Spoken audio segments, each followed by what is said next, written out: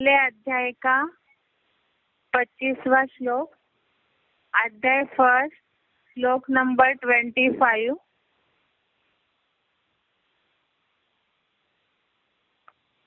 श्लोक है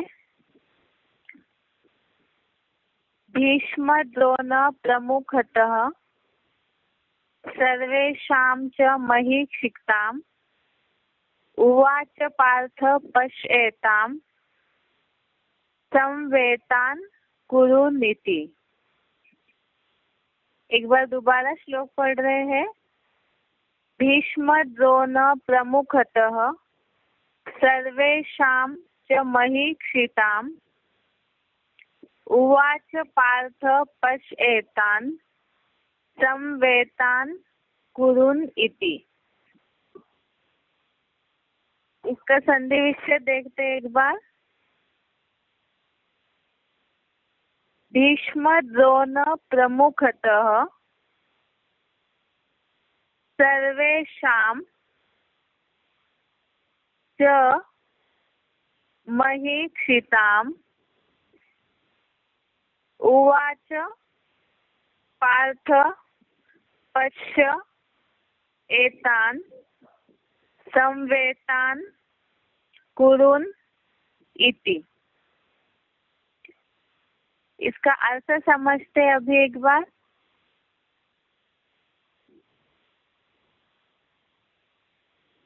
पहला शब्द है च, उसका अर्थ है और। भीष्म द्रोण प्रमुखतः माना भीष्म द्रोण जैसे मुख्य। भीष्म द्रोण प्रमुखतः माना भीष्म द्रोण जैसे मुख्य। सर्वेषां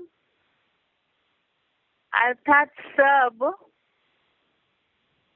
आगे का शब्द है महीक्षिताम् अर्थात राजाओं के सामने। इति माना ऐसे। उवाच कहा पार्थ माना हे पृथ्वी के राजा पृथा पुत्र अर्जुन। पार्थ तो अर्जुन के लिए बोला जाता है, इसलिए यहाँ पार्थ लिखा हुआ है अर्जुन के लिए। आगे का शब्द है संवेतान अर्थात एकत्र हुए। आगे का शब्द है एतान माना इन। कुरुन माना कौरवों को। पश्य माना देखो। एक बार दोबारा पढ़ रहे। च माना और। भीष्म द्रोण प्रमुखतः अर्थात भीष्म द्रोण जैसे मुख्य। सर्वेषां माना सब। महीक्षिताम् अर्थात राजाओं के सामने। आगे है इति माना ऐसे। आगे का शब्द है उवाच माना कहा। आगे है पार्थ अर्थात अर्जुन के लिए बोला है। संवेतान माना एकत्र हुए। आगे का शब्द है एतान माना इन। आगे का शब्द है कुरुन अर्थात कौरवों को। पश्य माना देखो। तो ये वाक्य हो गया। और भीष्म द्रोण जैसे मुख्य मुख्य सब राजाओं के सामने ऐसे कहा, हे पृथ्वी के राजा पृथापुत्र अर्जुन, एकत्र हुए इन कौरवों को देखो। अभी इसका क्लैरिफिकेशन सहित अर्थ समझते हैं एक बार। और भीष्म द्रोण जैसे मुख्य मुख्य सब कौरव पक्ष के राजाओं के सामने, अर्थात भीष्म द्रोण ये कौरव सेना के मुखिया थे, भीष्म तो सेनापति थे, इस हिसाब से ये कौरव पक्ष के मुख्य राजाएं हैं।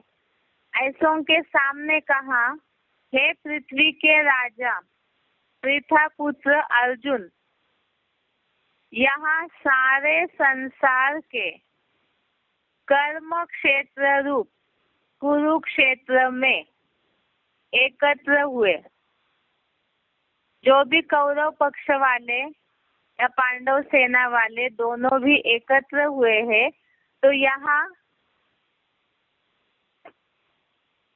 बात है, ये जो कौरव सेना वाले एकत्र हुए हैं उनके लिए अर्जुन को बोला है, यहाँ सारे संसार के कर्म क्षेत्र रूप कुरुक्षेत्र में एकत्र हुए इन राम के बहाने रावण राज्य लाने वाले टेहरी नंगल आदि योजनाओं के कर्माभिमानी कौरवों को देखो। इसके पहले जैसे हम इस हफ्ते के जो भी श्लोक समझते आए हैं, तो उन श्लोकों में हमने देखा है, जैसे सबसे पहले तो अर्जुन ने शिव बाबा से बोला है कि उनका जो रथ है वो रथ को दोनों सेनाओं के बीच में, अर्थात कौरव सेना और पांडव सेना के बीच में वो मुकर्रर शरीर रूपी रथ को बीच में खड़े करने बोला। इसलिए खड़े करने के लिए बोला, वो श्लोक नंबर 22 में बताया कि अर्जुन अर्थात मुकर्रर शरीरधारी अपने सहयोगियों के साथ कौरव सेना का निरीक्षण कर सके कि ये जो कौरव है जो उत्सुकता पूर्वक सत्य असत्य के महाभारत युद्ध में किनके साथ लड़ना है वो अपने सहयोगियों के साथ देख सके। और दूसरा जो 23वां श्लोक है उसमें भी वही बात बताई कि दुर्योधन के साथ दुर्योधन का प्रिय करने के इच्छुक या दुर्योधन के सहयोगी ऐसे कौरव सेना के कौन लोग हैं, उन सारे योद्धाओं को देख सके। तो अर्जुन के ऐसे कहने पर, मुकर्रर शरीरधारी के ऐसे कहने पर शिव बाबा ने रथ को दोनों सेनाओं के बीच में खड़ा किया और खड़ा करने के बाद फिर अर्जुन से बोला कि यहाँ सारे संसार के कर्म क्षेत्र रूप कुरुक्षेत्र में, तो कर्म क्षेत्र का अर्थ हम समझ चुके हैं कि ये जो सारा संसार है, जो गीता का 18वें अध्याय का 66वां श्लोक है, जिसमें शब्द आया है सर्वधर्मान परित्यज्य, उसके अनुसार कलयुग के अंत में जहाँ सारे विधर्मी एकत्रित हो जाते हैं और ऐसे उनके जो भी अपने धर्मों के आधार से, धारणाओं की मान्यताओं के आधार से कर्म कांडों का एक कर्म क्षेत्र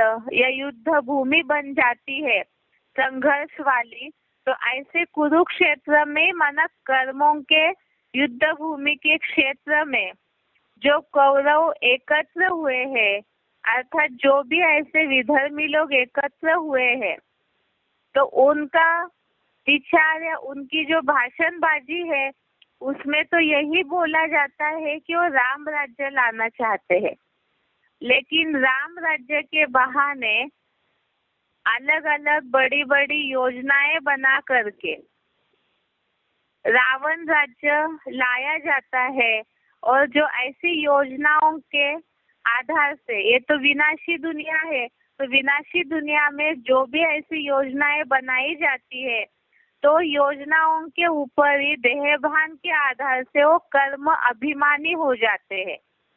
जो यहाँ बोला है, राम के बहाने रावण राज्य लाने वाले तेहरी नंगल आदि योजनाओं के कर्माभिमानी।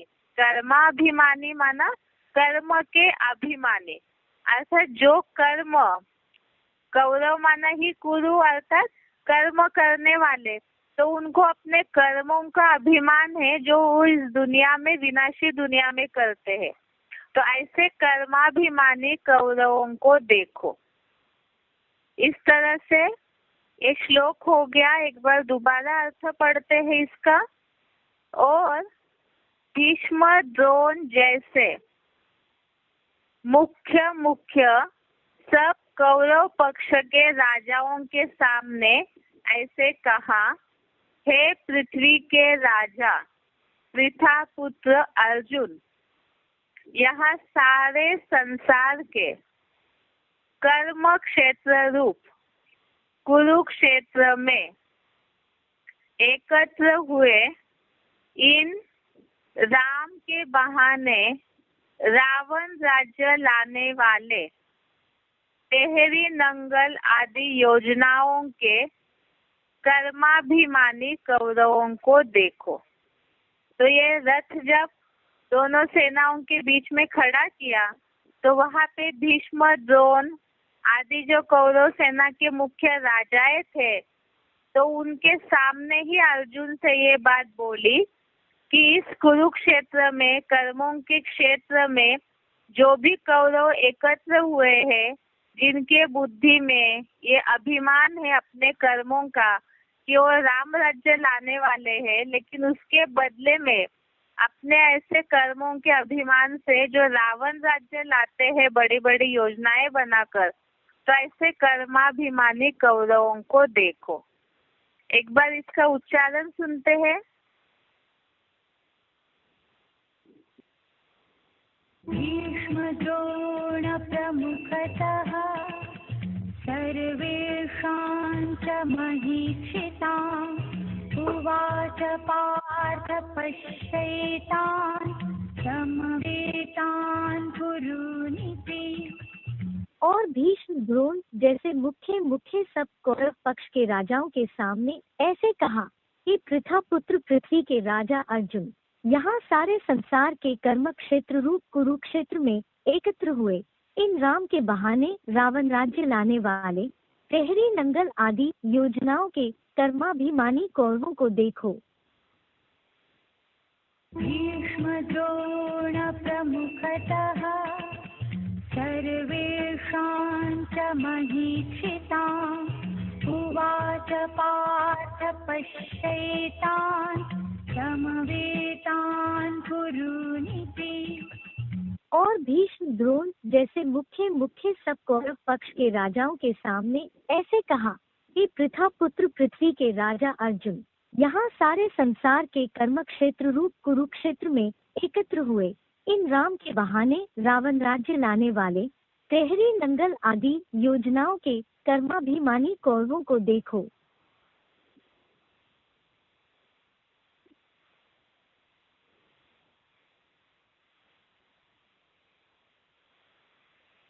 अभी बेसिक कोर्स का टॉपिक है, जो चल रहा था हमारा टॉपिक बुद्धि, उसमें भी हम कल ये समझ रहे थे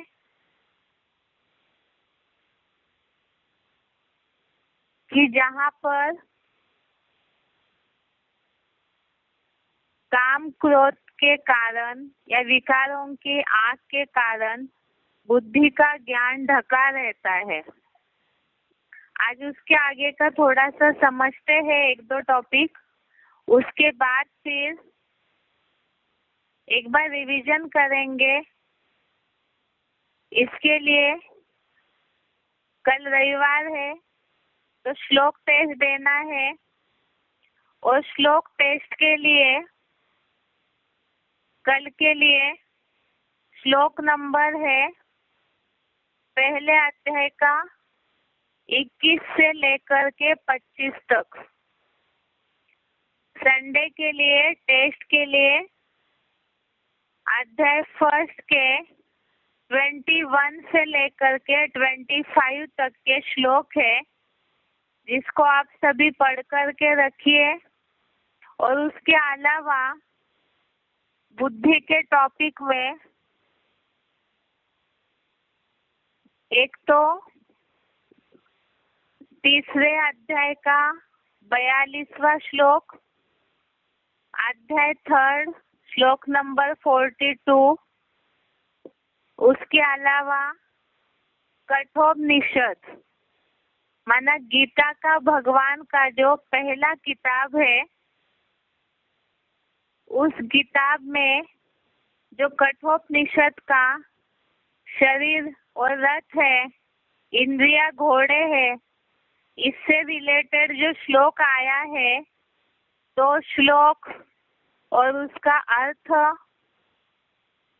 उसके अलावा 6वें अध्याय का 5वां श्लोक, अध्याय 6 श्लोक नंबर 5, उसके अलावा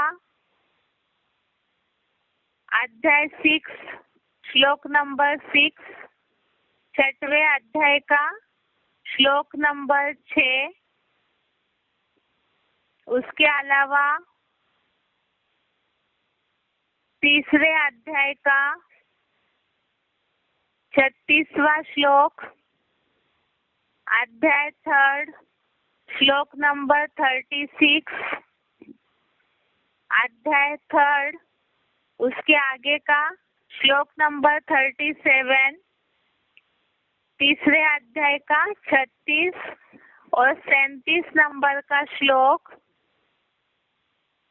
उसके अलावा तीसरे अध्याय का ही 38, 39 और 40, थर्ड अध्याय का ही 38, 39 और श्लोक नंबर 40। यहाँ तक कल जो संडे को टेस्ट होगी उसके लिए श्लोक पढ़ना है। एक बार दोबारा रिपीट कर रही हूँ ताकि जो नहीं नोट कर पाए होंगे एक बार चेक कीजिए फिर से। पहले अध्याय के 21 नंबर से 25 नंबर तक श्लोक, फर्स्ट अध्याय श्लोक नंबर 21 से श्लोक नंबर 25, दूसरा बुद्धि के टॉपिक में से गीता का तीसरे अध्याय का 42वां श्लोक, थर्ड अध्याय श्लोक नंबर 42, उसके अलावा कठोपनिषद का जो गीता के भगवान में भी चित्र दिखाया हुआ है, जो वर्णन आया है कि ये शरीर रथ है, इंद्रिया घोड़े है, शुरुआत के शब्द बताते हैं उसके, आत्मानम रथिम विद्धि शरीरम रथमेवच। तो ये श्लोक और इसका अर्थ, इसके अलावा गीता का 6 अध्याय का 5वां श्लोक, अध्याय 6 श्लोक नंबर 5 और अध्याय 6 श्लोक नंबर 6, 6 अध्याय का ही श्लोक नंबर 6 भी, जिसमें आत्मा ही मित्र और शत्रु कैसे बनती है उसके बारे में समझाया है। उसके अलावा तीसरे अध्याय का 36 और 37 श्लोक, थर्ड अध्याय का श्लोक नंबर 36 और 37 जिसमें पाप का मूल देहभान है और किसकी प्रेरणा से ये आत्मा पाप करती है उसके बारे में बताया है। तो ये श्लोक नंबर 3 अध्याय का 36 और 37। उसके अलावा ज्ञान के नाश का कारण क्या है, अर्थात बुद्धि के नाश का कारण क्या है, इस टॉपिक में आए हुए श्लोक है 3 अध्याय का 38, 39, 40 नंबर श्लोक, अध्याय 3 श्लोक नंबर 38, 39, 40।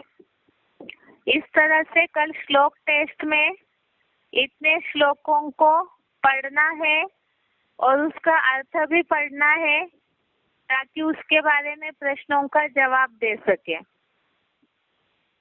अभी आगे कल जो टॉपिक चल रहा था कि ज्ञान के नाश का कारण क्या है, पहले तो हमने समझा है कि पाप का मूल है देहभान और उसके साथ साथ देहभान आने से बाकी विकारों की जन्म होना विकारों का शुरू होता है।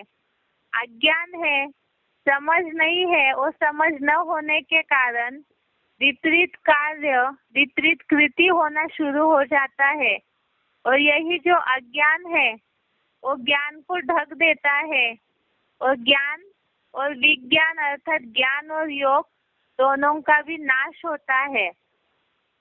इसीलिए ही यहाँ कल और एक श्लोक पढ़ना बाकी है जो पहले हमने 3 अध्याय का 38, 39वां श्लोक पढ़ा कल।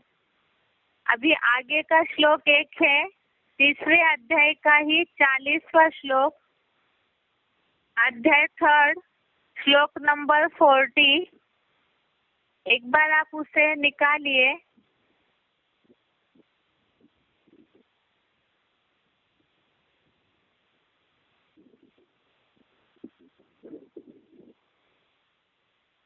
ये श्लोक है, इंद्रियाणि मनोबुद्धि अस्य अधिष्ठानमुच्यते एतेह विमोह्यति एषः ज्ञानमावृत्यं देहिनम्। इंद्रियाणि मनोबुद्धि अस्य अधिष्ठानमुच्यते एतेह विमोह्यति एषः ज्ञानमावृत्य देहिनम्। इसका अर्थ है जो यहाँ लिखा है, इंद्रियाणि मन बुद्धि रस्य, अर्थात इंद्रिया अव्यक्त मन बुद्धि इसका अधिष्ठानम उच्यते एषः एतेह, आश्रय स्थान कही जाती है, यह इनके द्वारा ज्ञानम आवृत्य देहिनम विमोह्यति, अर्थात ज्ञान को ढककर देहधारी विशेष रूप से मूढ़ बनाता है। अभी इसका सही अर्थ समझते हैं क्लैरिफिकेशन सहित। जो लिखा है 10 इंद्रिया अव्यक्त मन बुद्धि, इस काम का द्वैतवादी द्वापर युग से ही देह समझने कारण आश्रय स्थान कही जाती है। यह काम इन प्रबल शक्तियों की चंचलता के द्वारा बुद्धिगत ज्ञान को ढककर देहधारी देवात्माओं को विशेष रूप से मूढ़ बनाता है।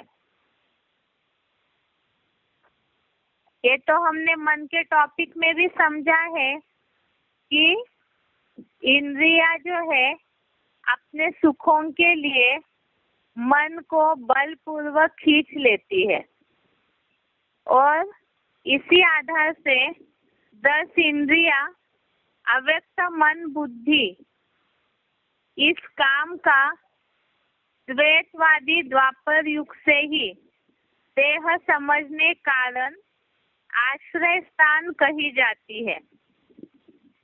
अव्यक्त मन बुद्धि अर्थात मन बुद्धि जो है वो बहुत सूक्ष्म है और ये सूक्ष्म मन बुद्धि इस काम का, कामनाओं का, इच्छाओं का या काम विकार का द्वैतवादी द्वापर युग से ही अर्थात जब से रजो प्रधानता शुरू हो जाती है तब से ही देह समझने कारण आश्रय स्थान कही जाती है। अर्थात 10 इंद्रियां अव्यक्त मन बुद्धि इस काम का आश्रय स्थान कही गई है। आश्रय स्थान अर्थात किसी को सहारा देना, अर्थात द्वापर युग से ही मूल देह समझने के कारण, देह भान में आने के कारण सबसे पहले देह भान आया और देह भान के आते ही काम की शुरुआत हुई और इसमें पहले मन बुद्धि जो है सूक्ष्म इंद्रिया ये बरबसी उसमें जाने लगी। 10 इंद्रिया उनको अपने में खींच लेती है। जो आगे लिखा है यह काम इन प्रबल शक्तियों की चंचलता के द्वारा बुद्धिगत ज्ञान को ढककर देहधारी देवात्माओं को विशेष रूप से मूढ़ बनाता है।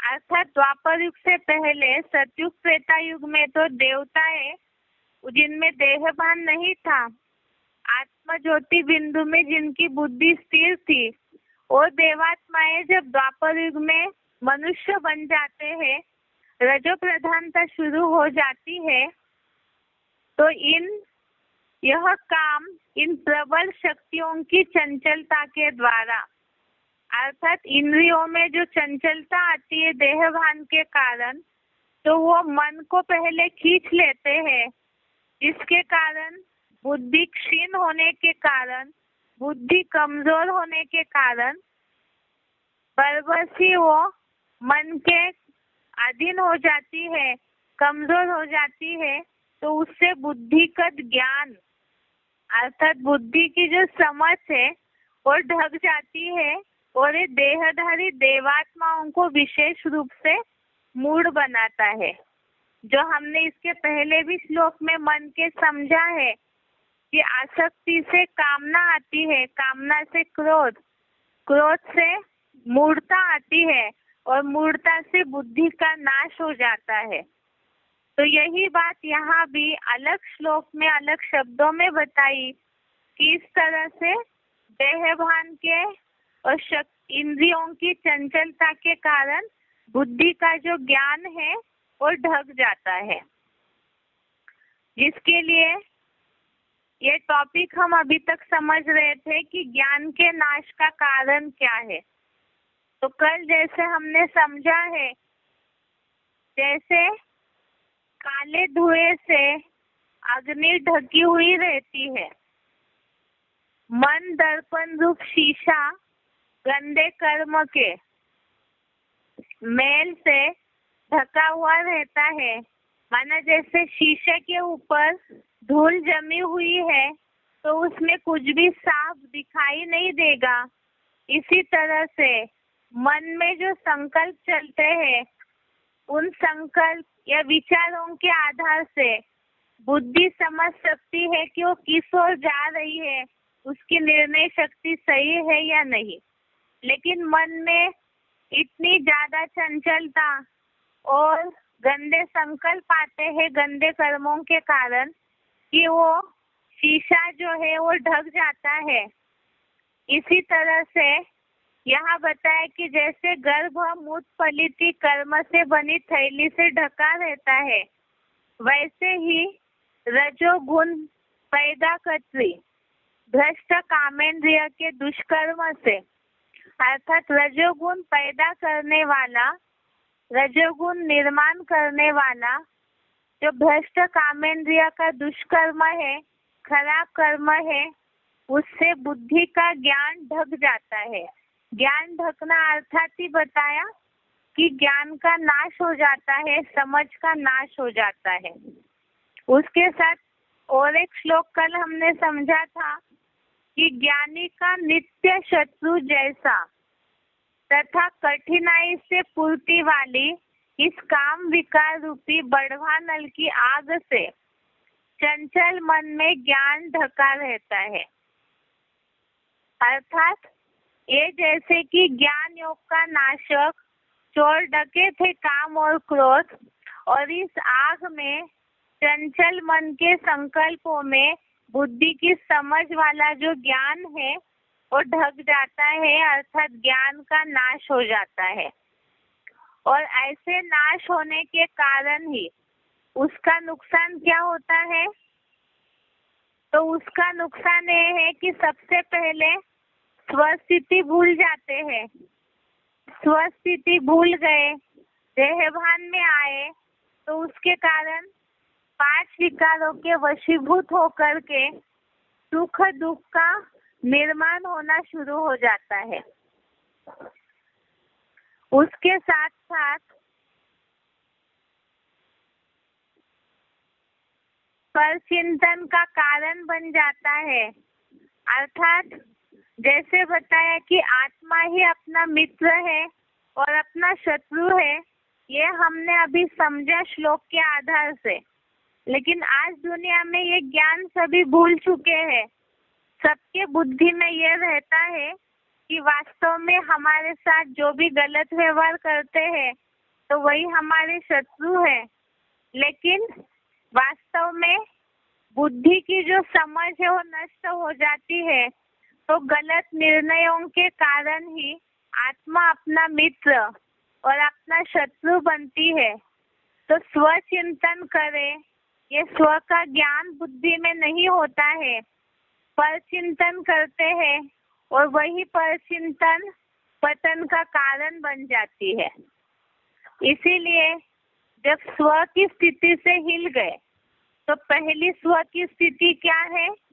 आत्मा अभिमानी बनना, आत्म ज्योति बिंदु में बुद्धि को स्थिर रखना। लेकिन उससे हट जाते हैं तो पर अर्थात प्रकृति के वशीभूत हो जाती है आत्मा। ये जो इंद्रिया है, पंचभूतों का पुतला है, उसमें जो इंद्रिया मिली हुई है, जो सत रज तम गुणों के प्रभाव में आकर के कर्म करती है, तो उनके वशीभूत होकर के जो कर्म करने लगे तो देह भी हमारे लिए पर ही है, क्योंकि आत्मा एक ही है जो अविनाशी है, और ये जो नित्य अविनाशी आत्मा है, इसके ये जो देह है, शरीर है, वो तो हर जन्म में बदलते रहते हैं। तो ये तो कोई परमानेंट शरीर या पंच तत्व परमानेंट किसी को मिले हुए नहीं है, तो ये परी हो गए। इसीलिए इस देह के चिंतन में, देह के सुख के पीछे भागते भागते, देह की इंद्रियों की आशाएं पूरी करते करते ही मनुष्य जीवन का पतन होता है। और यहाँ से गिरना शुरू होते होते फिर शंका रंग बुद्धि को लगते लगते उससे अन्य जिन भी मनुष्य आत्माओं के साथ रहते हैं उनका चिंतन करना शुरू होता है, और इसी तरह से वो पर चिंतन ही पतन का कारण बन जाती है। तो इसीलिए अभी जरूरी है कि पहले हम स्वस्थिति का पाठ पक्का करें। जब ऐसी स्वस्थिति का पाठ पक्का हो जाएगा तभी हम दुखों से मुक्ति पा सकते हैं। आज के लिए यहाँ तक की श्लोक है। एक बार बुद्धि का जो टॉपिक है और शुरू से रिपीट करते हैं ताकि कल प्रश्नों का जवाब देने में सभी को सुविधा हो। अब इसके लिए थोड़ा सा हम शुरू से ही बुद्धि दौड़ाते हैं। जो शुरू में हमने समझा है कि जैसे शरीर पंच तत्वों का पुतला है और ये पंच तत्वों के पुतले में आत्मा जो है ये सत्व स्तंभ 3 गुणों के कारण, इंद्रियों के कारण ही या जन्म मरण के चक्र में आने के कारण आत्मा इसमें बंध जाती है। जिसके लिए हमने समझा है आत्मा और शरीर के अंतर में कि शरीर जो है वो विनाशी है। विनाशी इसलिए है क्योंकि पंच तत्व से बना हुआ, पंच महाभूतों से बना हुआ पुतला है। इसीलिए ये शरीर जैसे जैसे 4 अवस्थाओं से गुजरता है तो बुढ़ापे के बाद ये शरीर नष्ट हो जाता है और आत्मा को दूसरा शरीर धारण करना पड़ता है। और इस तरह से अलग अलग शरीर धारण करते करते इंद्रियों की चंचलता के कारण, इंद्रियों के सुखों के कारण आत्मा के ऊपर उसका असर होता है और मन को और जबरदस्ती इंद्रिय सुखों में जब मन दौड़ने लगता है तो उसके चलते बुद्धि क्षीण हो जाती है। जिसके लिए हमने समझा है कि वास्तव में आत्मा जो है वो निर्लेप नहीं है। आत्मा के ऊपर कर्मों का, पाप पुण्य का लेप छेप चढ़ता है। जिसके लिए हमने समझा था कि आत्मा के ऊपर लेप छेप क्यों चढ़ता है, क्योंकि मन में जो भी संकल्प आते हैं तो संकल्पों के आधार से प्रकृति के वशीभूत होकर के मन इंद्रियों के अधीन होकर के कर्म करता है। जिसके लिए जो कठोपनिषद में श्लोक आया हुआ है, इस श्लोक के आधार से जो चित्र बना हुआ है रथ का, उस रथ के चित्र में एक तो रथ को चलाने वाला सारथी दिखाया हुआ है, रथ का मालिक दिखाया हुआ है, उसके साथ 4 घोड़े हैं और उन घोड़ों की लगाम दिखाई हुई है सारथी के हाथ में। तो ये जो श्लोक है, ये जो वर्णन आया हुआ है कठोपनिषद में, वो वर्णन ऐसे है, आत्मानं रथिं विद्धि शरीरम रथमेव बुद्धिं तु सारथिं विद्धि मनः प्रग्रहमेव इंद्रियाणि हयान्याहु विषयांस्तेषु गोचरान् आत्मेन्द्रिय मनोयुक्तम भोक्ते त्याहुर मनीषिणः।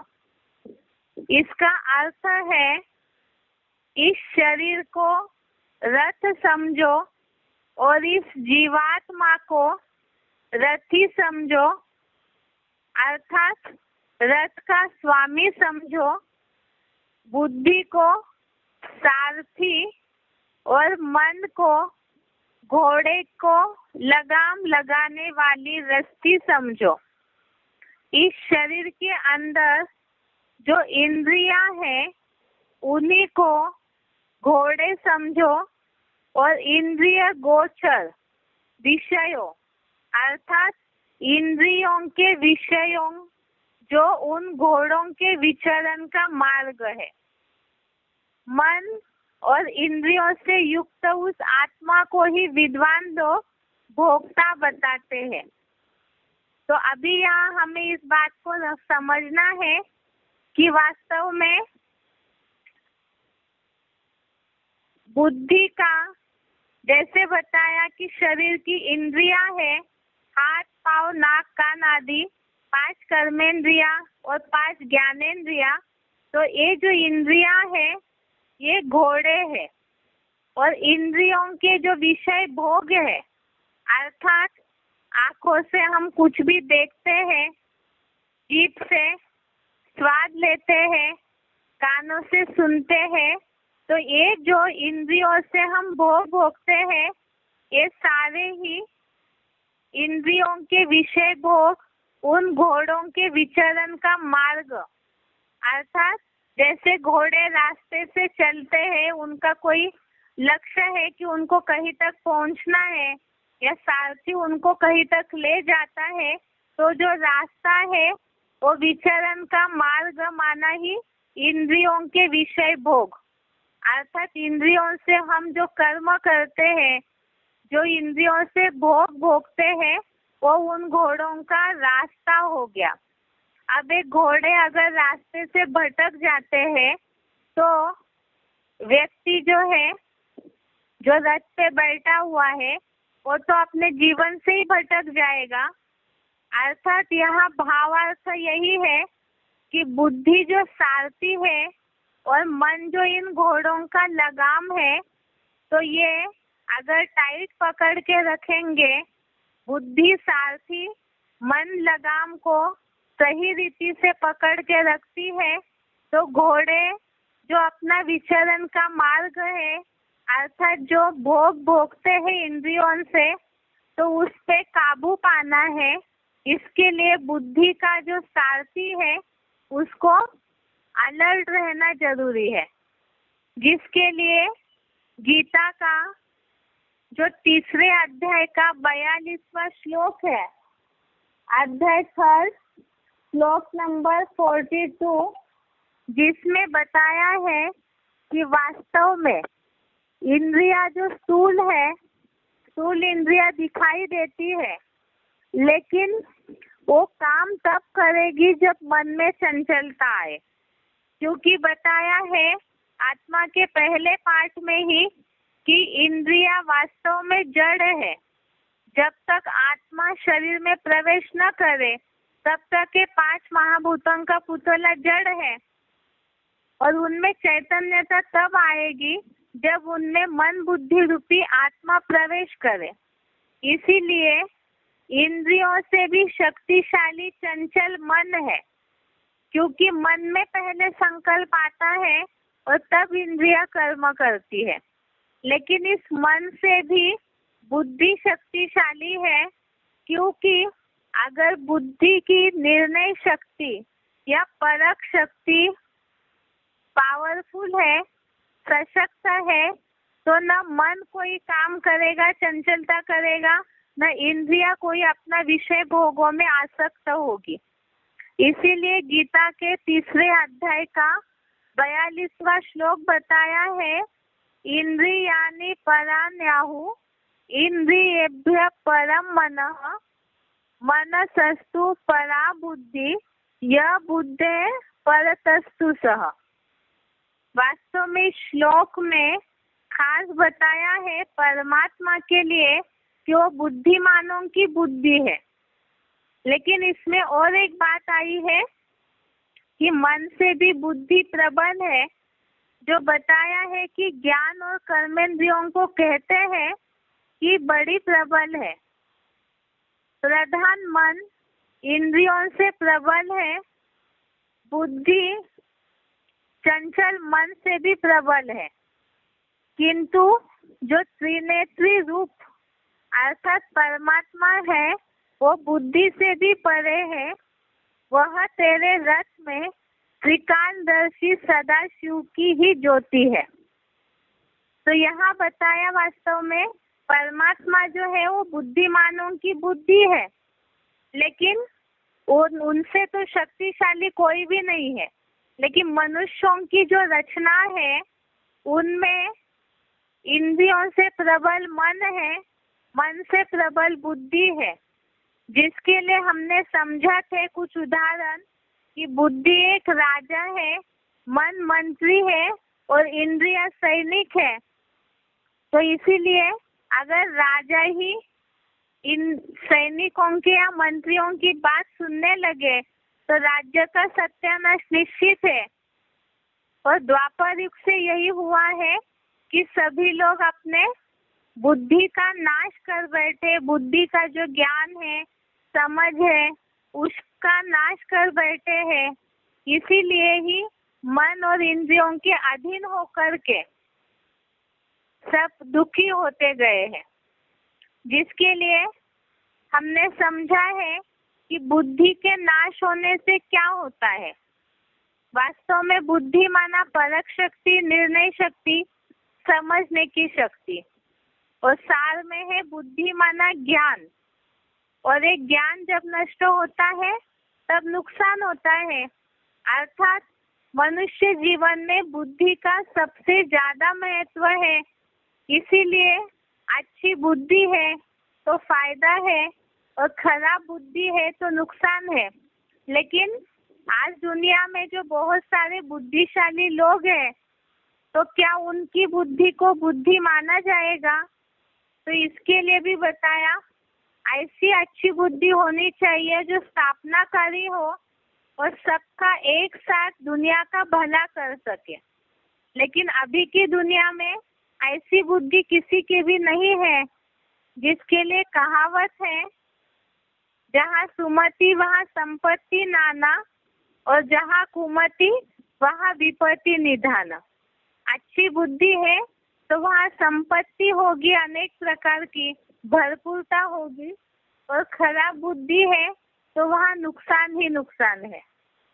इसीलिए बताया कि ये जो शरीर रूपी गाड़ी है, शरीर रूपी रथ है, इसका सारथी बुद्धि है, जो सही दिशा दे, सही निर्णय ले तो ही फायदा है। लेकिन कलयुगांत में द्वापर युग से बुद्धि नष्ट होते होते संग के रंग से पतन हो गया, इंद्रिय सुखों में जाते गए। जो बताया कि मन चंचलता के कारण इंद्रियों के वशीभूत होते गया और बुद्धि को भी जबरियन हार लिया, तो बुद्धि का नाश हो गया।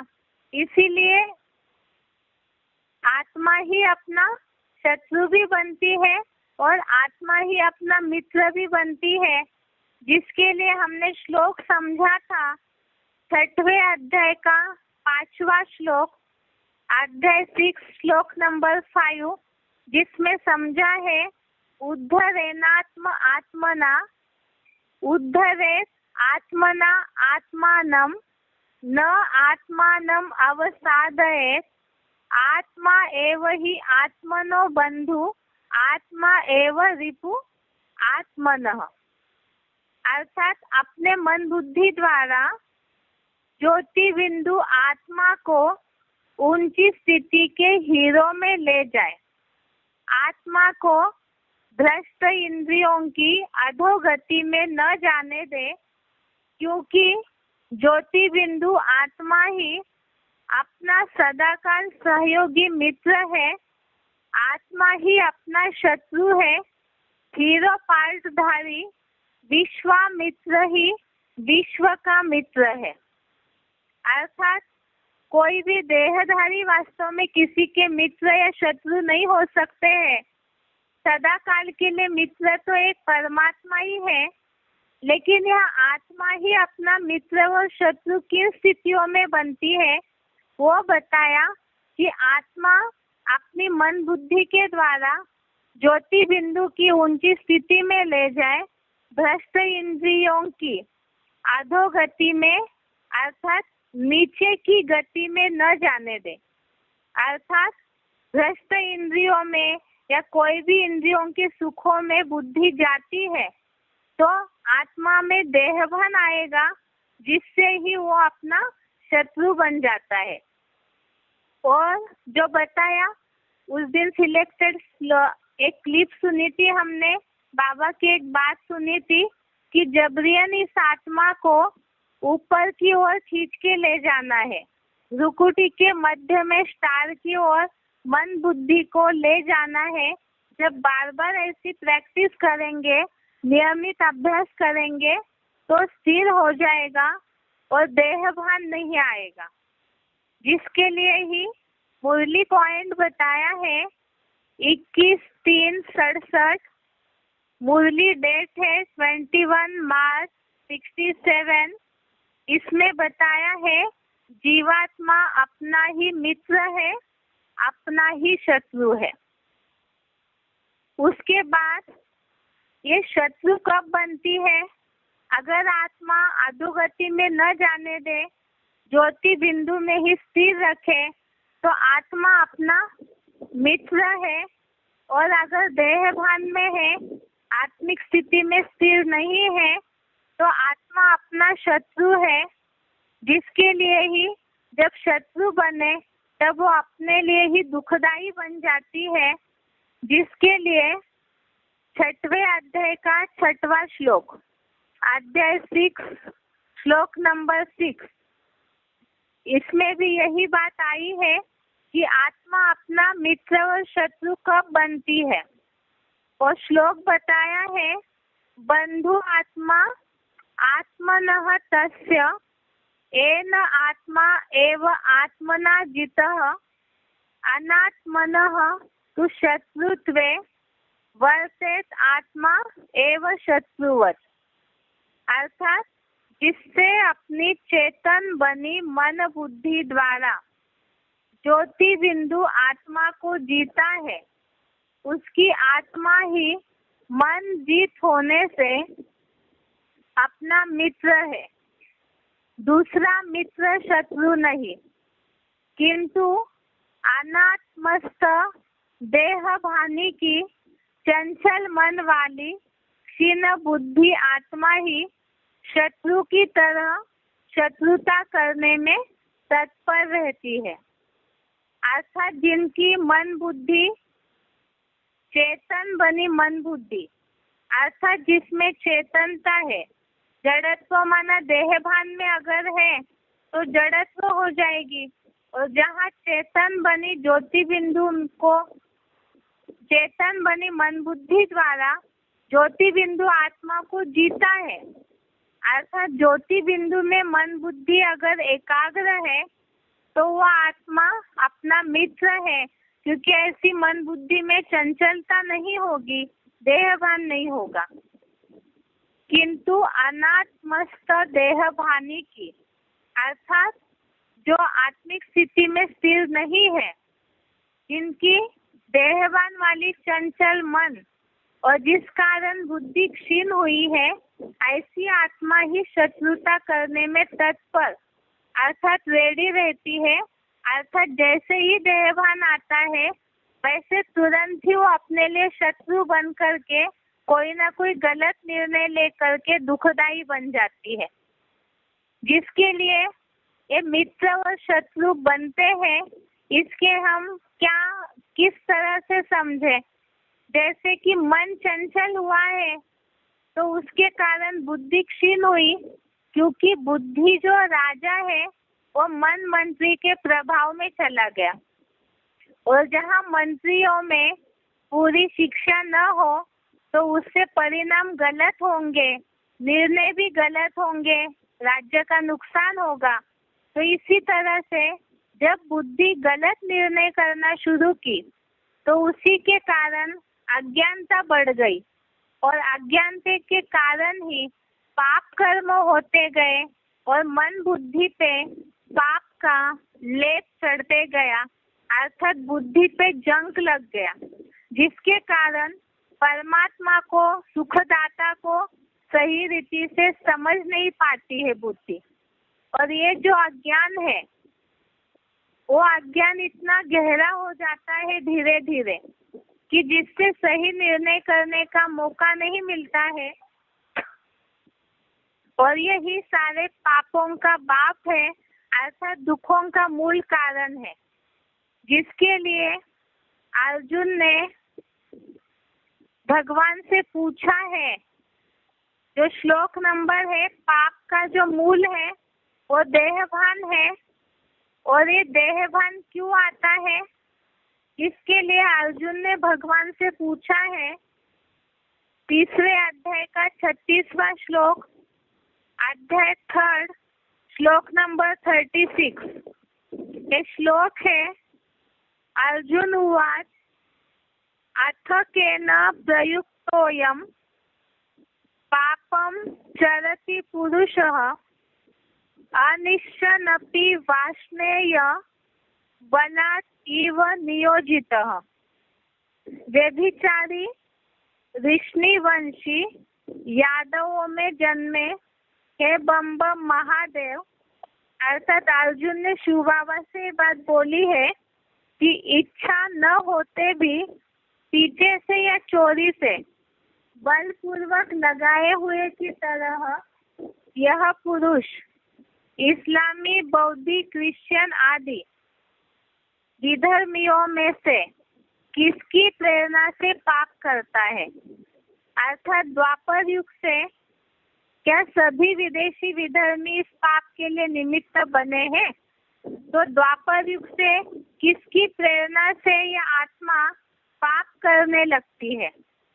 जिसके लिए उत्तर है, सबसे पहले हमने समझा है देहभान, और ये देहभान से ही काम क्रोध का निर्माण होता है, जिसके लिए भगवान ने, शिव बाबा ने ये उत्तर दिया है 3 अध्याय का 33वां श्लोक, अध्याय 3 श्लोक नंबर 37, जिसमें बताया है काम एष क्रोध एष रजोगुण समुद्भवः महाशनो महापापमा विद्धि एनम इह वैरिणम। अर्थात द्वापर के 2500 वर्ष में रजोगुण से पैदा यह डकैतों का मुखिया काम विकार और यह सत्यानाशी क्रोध बहुत भोगी है और बड़ा पापी है, क्योंकि कामांग ही विनाशी देह में आत्मा का महापापी भ्रष्टांग है। इस द्वैतवादी विधर्मियों विदेशियों के संसार में इसको वैरी समझ। ऐसे तो सतयुग त्रेता युग में देवगण भी श्रेष्ठ ज्ञानेंद्रियों से भोगी ही है, किंतु वे तो आत्मस्थ मन बुद्धि रूप आत्मा के संग ही है। अर्थात सतयुग त्रेता युग में श्रेष्ठ इंद्रियों के भोगी तो है, लेकिन वो सदैव उनकी मन बुद्धि आत्मिक स्थिति में स्थिर रहती है और देह का अर्थात पर प्रकृति का संकरंग नहीं लेते हैं। जिसके लिए ऊपर बताया है कि वास्तव में किसकी प्रेरणा से पाप होता है, तो काम और क्रोध के कारण जो द्वापर युग से पैदा हुए ये चोर डकैत है, जो ज्ञान विज्ञान का, ज्ञान योग का नाश करते हैं, जो देहभान से पहले पहले आते हैं, तो वास्तव में काम और क्रोध जो है यही सारे मनुष्यों से पाप करवाते हैं।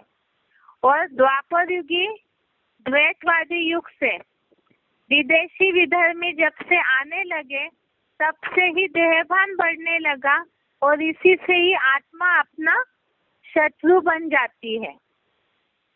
और यही वास्तव में है, खुद को देह समझने के कारण बुद्धि जो क्षीण हुई है, तो ये सबसे बड़ा अज्ञान है और एक ज्ञान का नाश होने के कारण ही जो बताया नुकसान होते गया, आत्मा अपने स्वस्थिति को भूलते गई।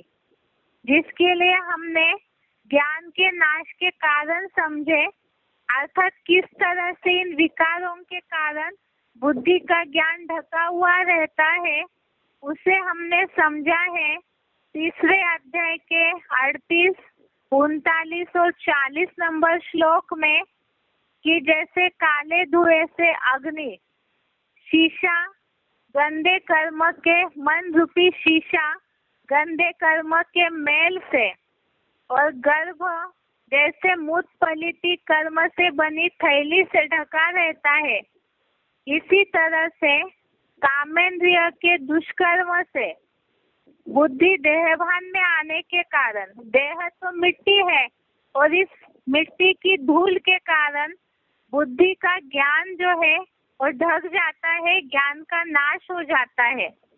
जिसके लिए दूसरा श्लोक भी बताया कि ये जो काम विकार है और बहुत कठिनाई से फूलती वाली इस काम विकार की आग में चंचल मन में ज्ञान ढक जाता है। ऐसे ही बताया कि 10 इंद्रियों और अव्यक्त मन बुद्धि इस काम के देह समझने के कारण आश्रय स्थान कही जाती है। अर्थात देहभान आया उसके कारण इंद्रिय सुखों में मन बुद्धि वशीभूत हो गई और जिस कारण बुद्धि में मूढ़ता आ गई और ज्ञान को ढक दिया और इसके कारण ही देहभान के कारण स्वस्थिति को भूल गए। पर अर्थात देहभान मिट्टी के पुतले में इंद्रिय सुखों में बुद्धि जाते गई और ये पर चिंतन ही मनुष्य के पतन का कारण बन गया और वही खुद अपने लिए गलत निर्णयों के कारण, अज्ञानता के कारण, बेसमझी के कारण अपना शत्रु बन गया। तो इस तरह से बुद्धि का टॉपिक यहाँ तक। अगले टॉपिक में हम समझेंगे कि वास्तव में स्वस्थिति में कैसे आना है, आत्मिक स्थिति का अभ्यास कैसे करना है, देहभान से परे जाना है, उसके लिए क्या क्या उपाय होने चाहिए जिसके कारण हम अपना मित्र बन सकते हैं, उसे हम अगले हफ्ते में समझते हैं। आज के लिए यहाँ तक ही। ओम शांति।